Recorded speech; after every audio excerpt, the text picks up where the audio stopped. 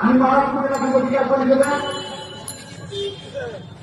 আজকে আমাদের যেই সংসদ যেই সংগঠন এই মন্ত্রের সরকার এই বাংলাদেশ তাদেরকে দাঁড়াতে হবে, আমাদের রাজপথে থাকতে হবে, রাজপথে আন্দোলন করতে হবে এবং রাজপথে তুলে দেওয়া যাবে না, ভয় ভীতি পাওয়া যাবে না।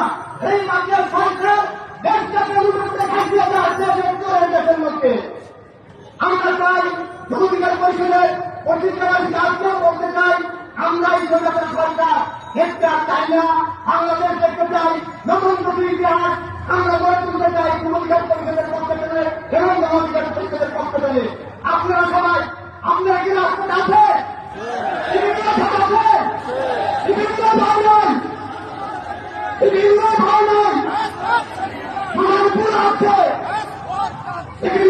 আছে এবং থাকবে কত সংকট এখন আমরা সিভিলকে ছেড়ে একটু পায়ে বিজয় না যত পুলিশ সমাজে খাবে না সেখানে লড়াই হবে রাজপথে।